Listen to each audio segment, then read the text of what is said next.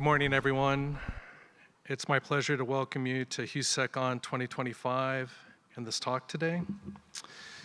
Quantum randomness at the edge, protecting critical infrastructure in the quantum era. We have today Dr. Paulina Assmann Segura, CEO and co-founder of Secure Quantum, innovating in quantum random number generation and quantum safe cybersecurity. Expert member of Chile's Quantum Technologies Advisory Commission, shaping global cybersecurity policy. Recognized as Startup of the Year, Chile 2023, Avani Innovation Award 2024, and ANAPI Entrepreneurial Women of the Year. International speaker on quantum cybersecurity, focusing on the quantum safe era and emerging threats. And we have Sean Six, president of UTSI International, a Houston-based leader in OT cybersecurity engineering, 20-plus years of expertise in IT, OT innovation, compliance, project management, and workforce development. Three-time entrepreneur with deep experience supporting critical infrastructure and DoD, DOE sectors.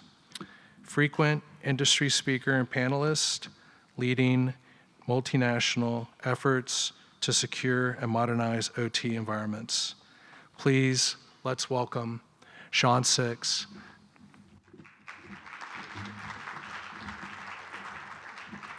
Thank you. That's when you know your marketing team wrote your intro. Thank you for being here. And I'm really excited to talk to you today. I'm going to keep my piece short.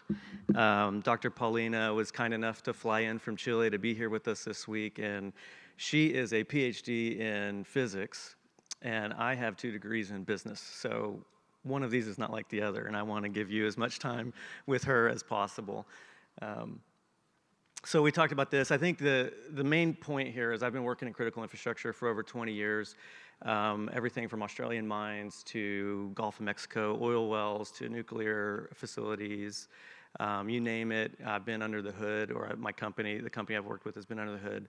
And I have an affinity for critical infrastructure, and I think part of my job today is to help educate and bring everybody into a level set of understanding of what we're talking about when we talk about industrial control systems and the need for quantum randomness in the critical infrastructure space. So I'll give you a general overview of that and then hand it over to Dr. Paulina to get into the weeds of the physics side of things.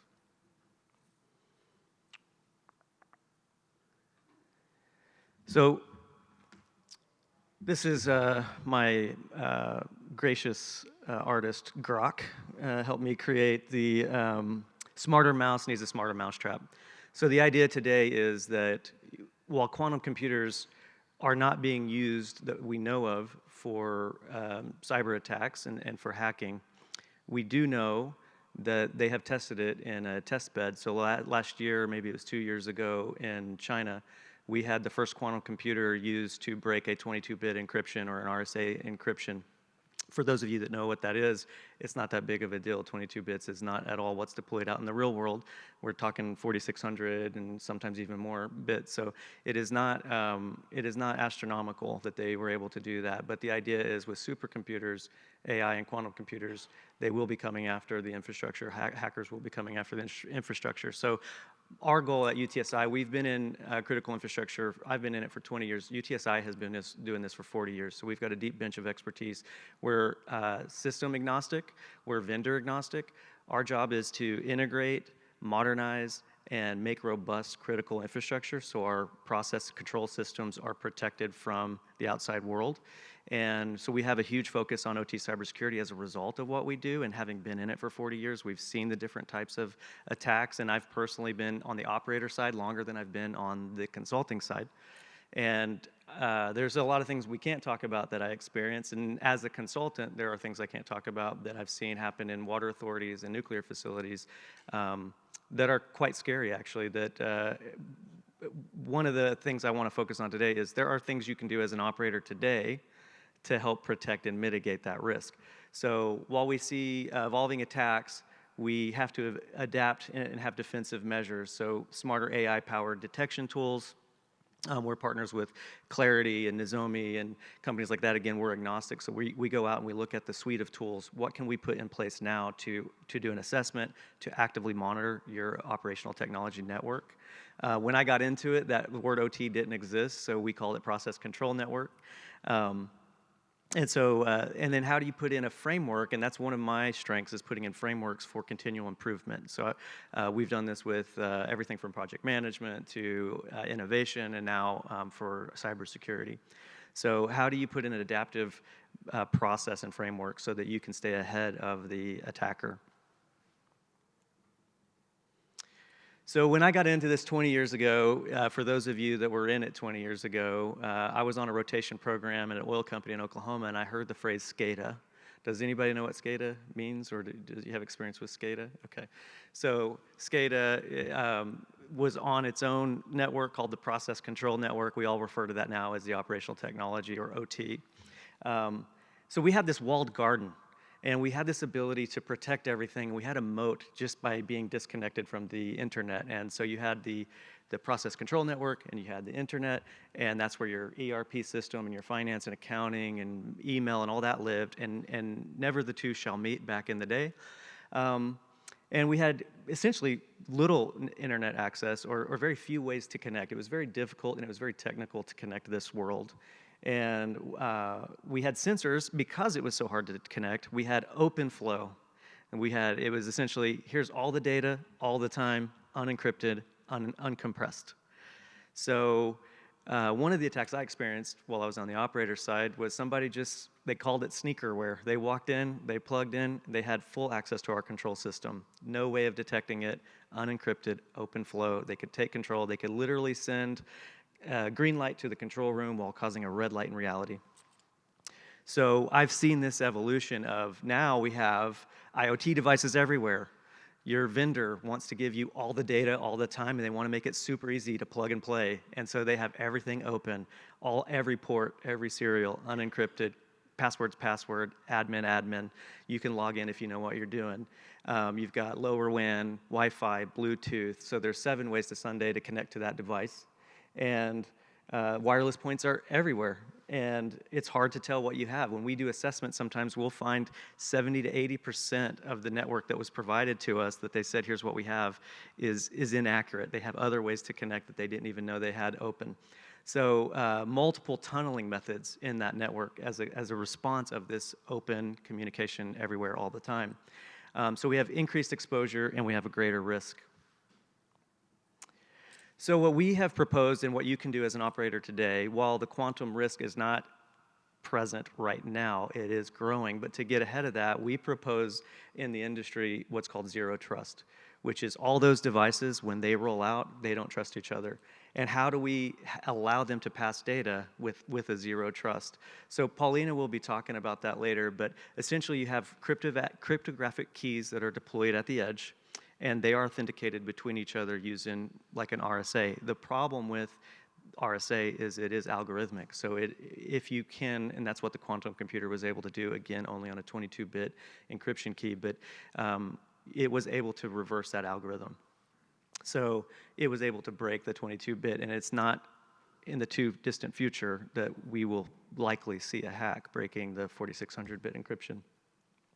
So although it's not a high risk today, quantum computers may soon be able to break that cryptographic key. So what we're doing at UTSI is we have partnered with Secure Quantum out of Chile. We have a SCADA lab here in Houston, and we play with new toys, and we have a lot of nerds that like to play with toys. So if you have a toy you want us to play with, please let me know. But we bring those toys into our SCADA lab. We have a simulated control system network. We've got things for like microgrids. We've got things for pipeline.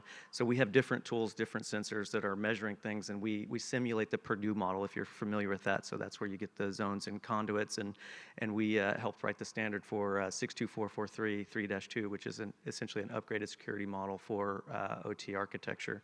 So it's like an advanced Purdue model. So we say never trust, always verify. So every device on that network needs to verify and pass a handshake between the two entities for that data to pass through. So having said all that, and I know I said it quick, I wanted to make sure we have enough time for Dr. Paulina to get into the weeds, and we will have a 10-minute session at the end for Q&A.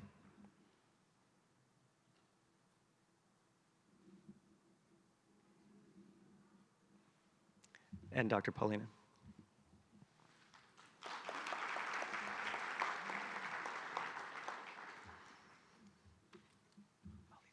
That's great. Yeah. Wow, 8 minutes. You made great. I know, 2 minutes to spare. Okay, thanks a lot. Well, thank you very much for attending. I'm very happy to be here. It was a long flight to be here. And while Sean was talking, I just thinking on how Shockley, Bardeen, and Brighton, the scientists who invented the transistors, I think they never imagined how they could shape all the digital world that we are working now, and how we are in this Houston Security Conference, talking about how to make it safe, how we can work together to build technology and make it this digital world as a security place to be and save our important data. Yeah, so I'm Paulina Assmann. I'm a physicist, co-founder and CEO of Secure Quantum. This is a deep tech company, which is a result of more than 20 years of research in quantum optics and quantum information. And we are working in technology that cybersecurity solution based on quantum technologies. And we are talking about quantum. You can find more information about me in my beautiful website that I pay a lot for that. But the thing is, we are talking about quantum. But what is the meaning of quantum? Why we must take care of this? What is the meaning of we must change our infrastructure for that? What is? So the idea of this talk actually is to talk about what is the threat of quantum computers. So I hope that everybody in this room, as soon as I finish, will understand what is the problem. But the good thing, I don't want to scare about this quantum. Actually, I want to give you some peace because there are solutions already in the market, and there are companies like me, like UTSI, that can help you to migrate to all of these new technologies. So if we think about cybersecurity, actually cybersecurity is a huge term. When there are so many layers, but the thing is we can split in two things. One is technology, so all the technology behind of a cybersecurity solutions, and the other 50% are people. And most of the cybersecurity risks actually come from people.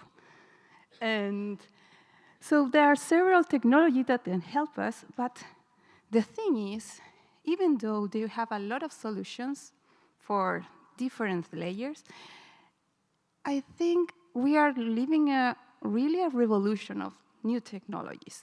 And something that really is in risk is the core of the cybersecurity solutions, which is the cryptography.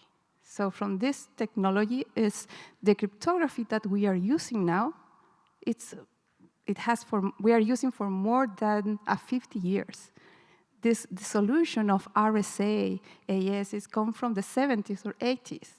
And we never think about it because it's like inherent of the cybersecurity solution. But now with this advancement in technology, we must take care of this. So as we know in cryptography, we have this RSA algorithm, which is asymmetric encryption, AES, and now there is a new actor, which is the post-quantum cryptography. And this is something that I would like to talk and develop during my talk. And also, we must evolve to use a new cryptographic keys, which are the seed, and then is the pseudo-random number generator, true random numbers, And now we have the quantum random numbers, which will be our allies in this cryptographic solutions. So let's move to, vulnerabilities layers. So as I said, most of the big risks come from people, because even though you have the full technology and the higher standards for your technology, if you share your password or if you click in a wrong link, there is no technology that can keep your information safe. So something that the vulnerabilities right now, it's come from the quantum computers are artificial intelligence. I think most of the conference that you are attending, the hot topics are related with that. Artificial intelligence, and now it's the quantum computers. And also for that noun layer, which is this cryptographic keys, it's called the randomness. Now, with this higher advancement in technology, like the quantum computers, becomes more important. And when you talk with CISO in different companies, they really don't know that what is the random number that they are using for their encryption, because it was not a discussion in the past. But now we should take care of that. So let me move. It's over there, right? Yes. So the thing is, I like to move, but I'm feeling a bit, I don't know if I can just take this. Okay, so the talk now that we will focus is new technology now is moving us to strengthen our cryptographic. It's like the core of our cybersecurity solution. So we are surviving with the computers that we have now with thinking in supercomputers. The encryption that we are using is like this, and was enough for all the things that we are doing in the digital world. But what is happening now, because of we understand more the subatomic world, the quantum physics, and we learn more how to use it for example, for make it computation. So they are pushing us to change this locksmith and this key for something more stronger. And the thing is, to understand why we should do this move, we must understand what is a quantum computer. How many people hear about this already? Yeah, so everybody knows a lot. So, quantum computers, what is the difference about the classical ones? Well, classical ones works with bits. That means they are using zeros and ones to make all the digital works that we know today. So we have a higher powerful processors to use artificial intelligence. Actually, the advances that we are having now are amazing. But from the quantum physics, we learn more about how to use this subatomic world. And we are able to use qubits. And this is the main difference, because we know there is a properties of the quantum, from the quantum physics, which is called superpositions. And then the qubit that the quantum computers are using is not only zeros and ones, also a combination or superposition of state of them. So if we can think in an example about how the quantum computer works, I like this example. Imagine that you are in a bookstore and you want to find a book which is in one page of them has a candle illustration. Okay, so a classical computer should go book by book, looking for this illustration in the middle of any book, and this is a bookstore. But a quantum computer, because of the superposition of a state, so they can use the qubit, they can check all the books of the bookstore at the same time. So make it our finding faster. So this is called the Gruber algorithm, which is very useful to find something. And this is work with a quantum computer.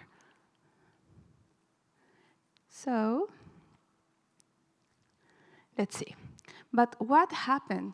Why a quantum computer become a threat? Because, for example, if we want to solve solution with many, many parameters, it's really it's not an enemy, actually. They help us to solve very complicated or many variables problems in less time, and something that a classical computer cannot do.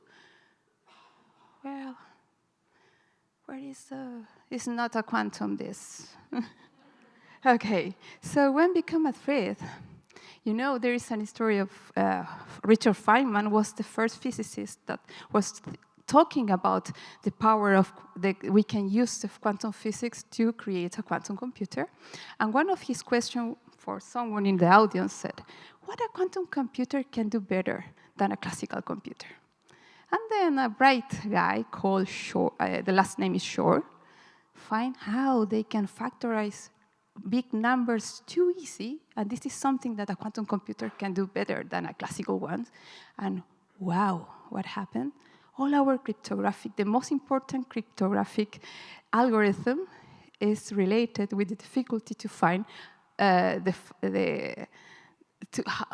how fast we can factorize this huge matrix of prime numbers. And this is a Nature paper in 2017, where all the cryptographic protocols that we are using now for symmetric cryptography and public key cryptography, so the asymmetric ones,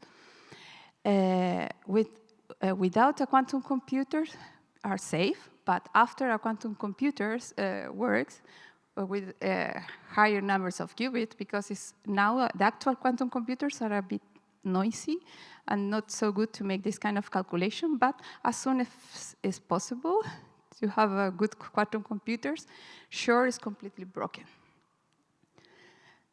And why? Is because of this. Most of today cryptography relies on how complicated it is to solve the mathematical problem. Okay?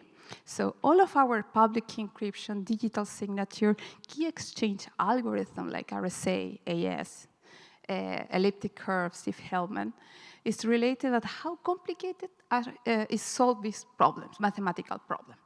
So what is happening here? So we have the RSA, for example, 2048 bits. So the challenge is find what are the prime factors, this P times Q, which are our private keys. These are our private key. To find this prime factor that you have this huge prime matrix, okay? And the most powerful computer, a classical one, takes something like 16 million of years to solve. So let's do a mathematical warm-up, just to make clear the point. So if we have this multiplication for two big factors, let's think this is like our private keys, okay? So this is what we are using in RSA right now. So if you make the multiplication of two factors, the challenge here for a classical computer to find this product takes something like less than 1 second, okay? But now, if we want to do the opposite operation, to find this, the prime factors like this here from this big matrix, which is a result of that, the challenge to find the prime factor, the most powerful today takes something like 16 million years. So if we have but there is an algorithm that I told before, which is embedded by Shor, that this algorithm can find so quick what are the prime factors that build this big number. So now, much today cryptography can be broken by a strong quantum computer and can take something like seconds or minutes because of this operation. This is our private key. So as soon as you know what is this private key, the P times Q, everything is broken. Okay. So you must say, yeah, but the quantum computer still is not ready. They are too noisy. There are some announcements that, for example, Google Willow, where they say, we build some protocols that we need less qubits to really make powerful computations. There are also some other theories by Microsoft. There is some, now actually it's a really geopolitical discussion about the quantum computers. But you say, I have, maybe can take 10 years from now, so really don't care about this. But what will a cyber criminals be able to do with a quantum computer? First, so as soon as these big companies made it, these quantum computers, so the first thing is they can decrypt by using the Shor or Gruber algorithm, all the confidential data. Okay, so they can break the encryption, RSA, and or AES that we are using now, so you lose confidentiality. The second, if you're able to do that, you can lose integrity. Because if you can't decrypt, you can manipulate the data, and probably you never know that this happened. And the worst thing is, you lost authenticity, because if you can actually modify and manipulate all the signed contracts, for example. You can manipulate all the information because it's open. But why I'm talking here right now? Why we are talking about this threat?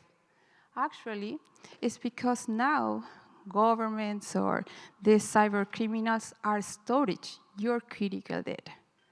Even though they are not are able to decrypt now, but as soon as they can, so they will know what are the critical data you have. So let's think government or from the pharmacy industry, there are some research that takes some 10, no million years, but a research of 10 years to get results, and it's important in 10 years. The value of the information that we have now probably is important in the next 3, 5, or 10 years. So why is this the urgency to migrate to new cryptography that cannot that can be strong enough for resist a quantum computer attack? Oh, this is not. It's supposed to don't be there. But the thing is, save now and decrypt later. So this is the important thing. What is the state of art right now of the quantum computers? So here, this is the region where a quantum computer, so we are projecting that at least need 100,000 million of quantity of qubits to make a quality to be stable and also has a good quality logical operation. So must be around here. Nowadays, so the most important brands like Google, IBM, Quantinuum, there are many companies right now. So they are almost here. So let's say, how long will it take to break RSA? Or how long take to reach the Q-day? We don't know. Maybe 2 years, 5 years. But most of the experts in quantum computation say that at least there is a 10% of probability that at 2030, some of this company can reach the goal. Okay? So there is time. But the thing is, we don't be so scary about that, because there already strong work from the agencies like NIST. For example, as soon in 1994 was the first theoretical short quantum attack. So in 2016, NIST started a call for the most important research group in cryptography to find what would be the best algorithms that can resist the attack of quantum computers. And this is called the post-quantum cryptography. Post-quantum name is really bad because it's like the post-quantum, after quantum. What happened after quantum? What it is? Actually, it's not. They are classical algorithms, but they can resist the attack of a quantum computer. So after Q-Day, this algorithm should work. So they started to work on this in 2016, and last year, in August, they released the PQC standard. So they already algorithm ready to be used. And there are companies already that offering product with this algorithm. So, and in 2030, there is this line, red line here, saying it's supposed to migrate all the algorithm to these new PQCs.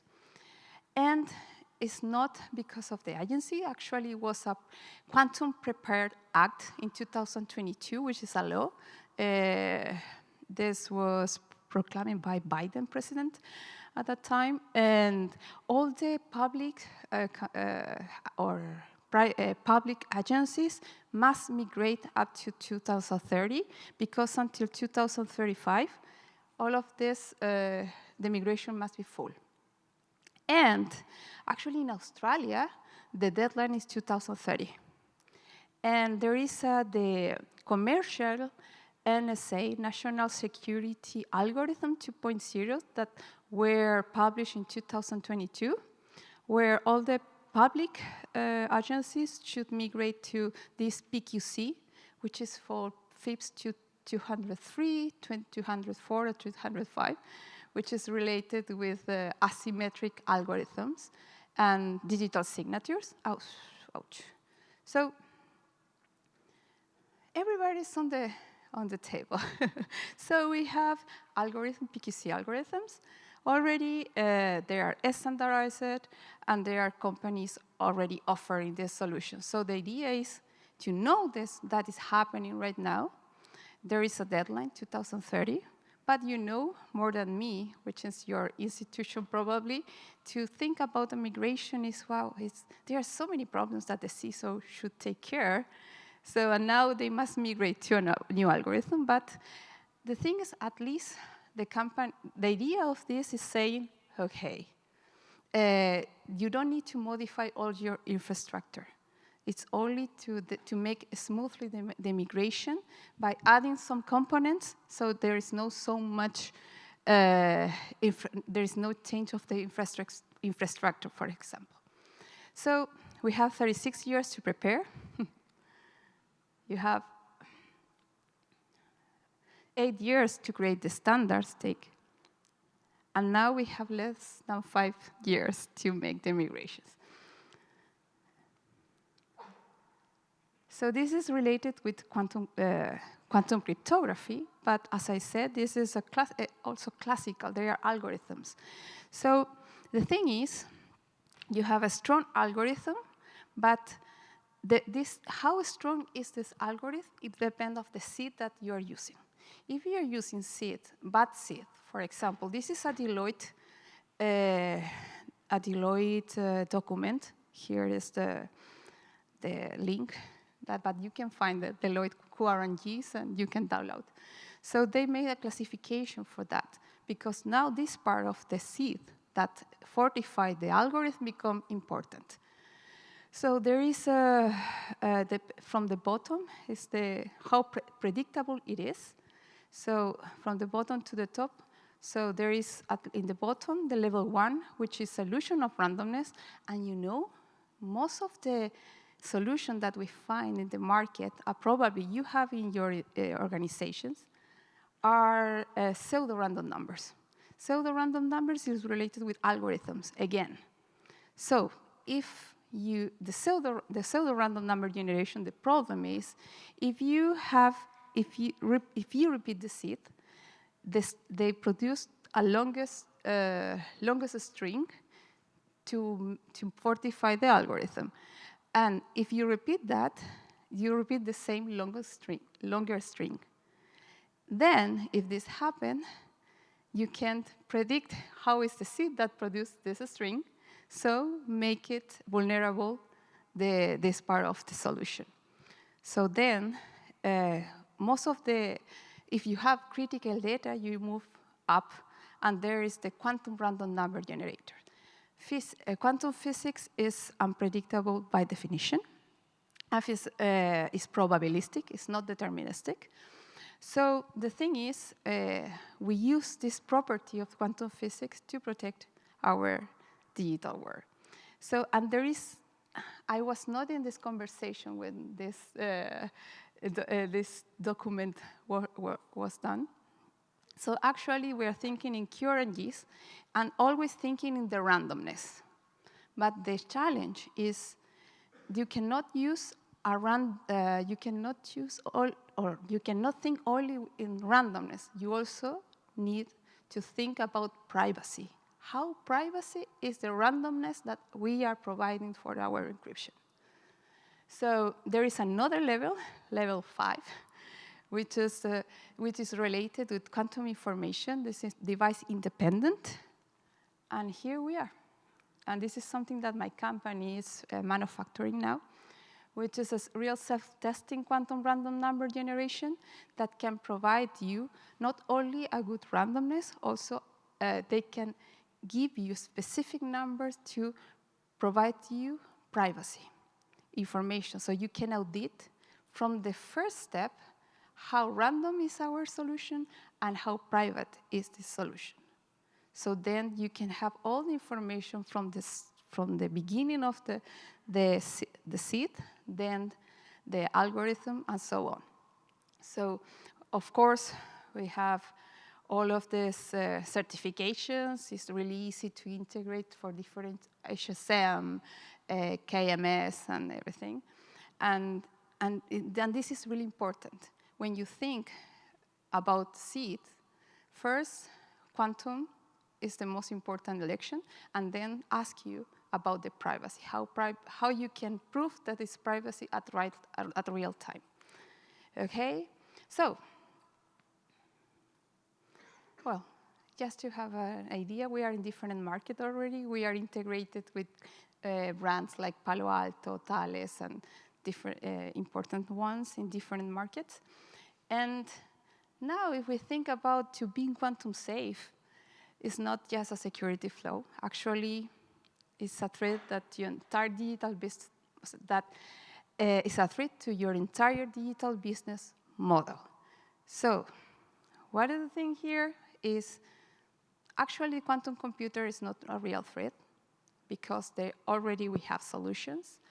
So now that there is a company like Sean's company that can help you with assessment and to identify how you can migrate easily from your actual architecture.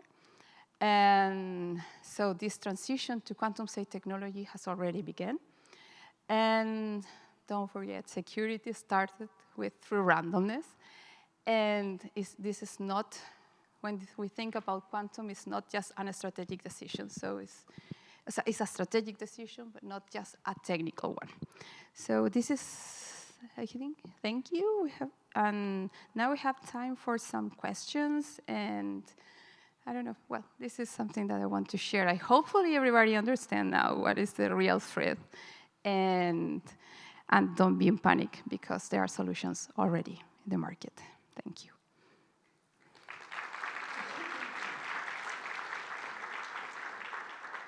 So questions?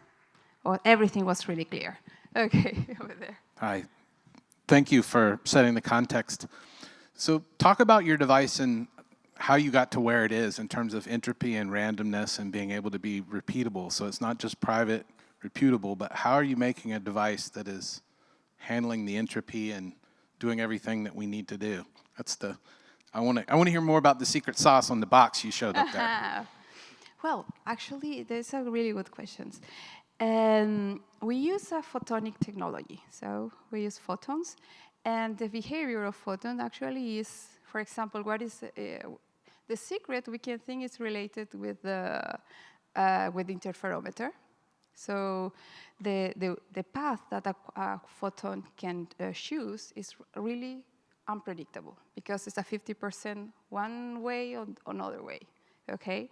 But our IP actually is we can test at real time randomly where is the path that the photon can choose, for example. And this is made it randomly.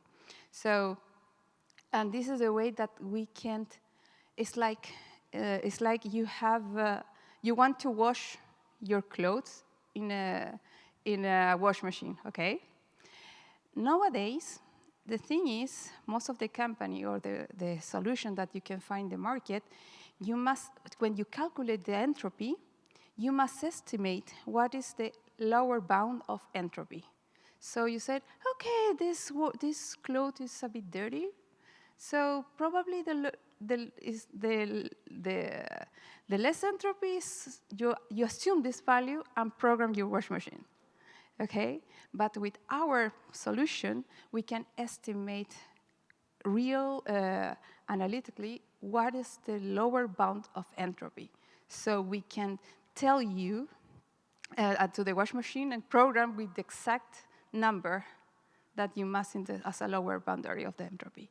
Then you can, as you start to wash, you can clean after extraction of the numbers of the string. You can take out and remove all the bias. So everything it's go out of our device, actually, it's clean and is safe. Do you like the example of the wash machine? It's using light, though, right? Like it's putting light in superposition. Yes, yes, it's a superposition. It's photons. So it's like putting 10,000 photons in superposition per second. Yes, it's a million of numbers per second. Yeah. Okay, I think there's one more. I think so, yes. Okay, I think speak loud.